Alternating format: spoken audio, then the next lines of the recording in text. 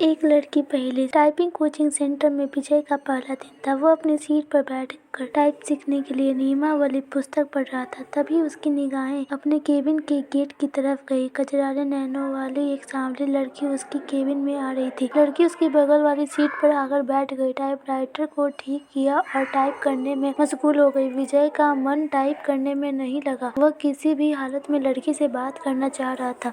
वह टाइपराइटर पर कागज डालकर बैठ गया और लड़की को देखने लगा। लड़की की उंगलियां टाइपराइटर की कीबोर्ड पर ऐसे पड़ रही थी जैसे हारमोनियम बजा रही हो। क्या देख रहे हो? थोड़ी देर बाद लड़की गुस्से में से बोली, आपको टाइप करते हुए देख रहा हूँ। यहाँ क्या करने आए हो? टाइप सीखने। ऐसे सीखोगे? लड़की के स्वर में तलखी बरकरार थी। मेरा आज पहला दिन है, इसीलिए मेरी समझ में कुछ नहीं आ रहा है। आप टाइप कर रही थी तो मैं देखने लगा कि आप उंगलियों कैसे पड़ती है कीबोर्ड पर। आपको टाइप करते देखकर लगा मैं भी सीख जाऊंगा। यदि इसी तरह मुझे देखते रहे तो आपकी यह मनोकामना कभी पूरी नहीं होगी। लड़की फिर टाइप करने में जुट गई। विजय भी कीबोर्ड देखकर टाइप करने लगा। टाइप करने में उसका मन नहीं लग रहा था। वह बेचैनी सी महसूस करने लगा। 10 मिनट बाद उसने टाइपराइटर का रिबन फंसा दिया।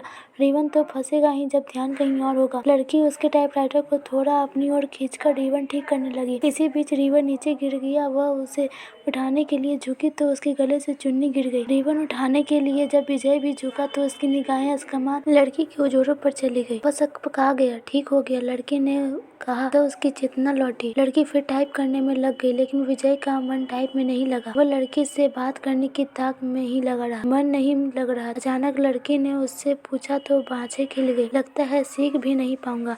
आसार तो कुछ ऐसे ही दिखते हैं। आपका नाम? विजय ने बात को बढ़ाने के लिए सवाल कर दिया। सरिता। अच्छा नाम है, लेकिन मुझे इस नाम से नफरत है। क्यों? कोई एक कारण हो तो बताएं। यह कहते हुए सरिता अपनी सीट से उठी और पर्स कंधे पर टांगते हुए केबिन से बाहर निकल गई।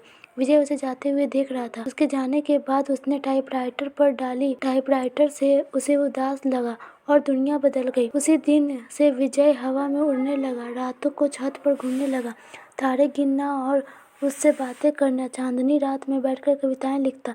गर्मी की धूपों से गुनगुनी लगती। दुनिया गुलाबी हो गई तो जिंदगी गुलाब का फूल। आंखों से नींद गायब हो गई। वह ख्यालों में पैदल कई किलोमीटर घूमते अपनी इस स्थिति के बारे में उसने अपने एक दोस्त को बताया तो उसने कहा, गुरु तुम्हें प्यार हो गया है। दोस्त की बात सुनकर उसे अच्छा लगा। अगले दिन विजय ने सरिता से कहा कि आप एक पर कविता लिखी है, चाहता हूँ कि आप इसे पढ़ें। यह भी खूब रही। जान न पहचान तू मेरा मेहमान। कितने जानते हैं आप मुझे? जो भी जानता हूँ उसी आधार पर लिखा हूँ। सरिता उसकी लिखी कविता पढ़ने लगी। सरिता कल कल करके बहने वाली जलधारा, लोगों की प्यासी बुझाती, किसानों के खेतों सींचती। राह में आती बहुत बाधा, फिर भी मिलती है सागर से। उसके प्रेम में सागर साहिल पर पटकता है सिर। उनके प्रेम की प्रगाढ़ता का प्रमाण पूर्णमासी की रात में उठने वाला ज्वार भाटा। सरिता है तो सागर है। सरिता के बिना रेगिस्तान हो जाएगा सागर। सागर के प्रेम में सरिता लांघती है पहाड़ पठार और मानव निर्मित बाधाओं को। कविता के नीचे उसने विजय की जगह सागर लिखा था। सरिता ने उसे देखा और कागज विजय की तरफ बढ़ा दिया। विजय ने कहा कि मैं चाहता हूँ कि आप इसे टाइप कर दें, इसे छापने के लिए भेजना है। सरिता कुछ नहीं बोली, कागज को सामने रखकर टाइप करने लगी। विजय उसे देखता रहा।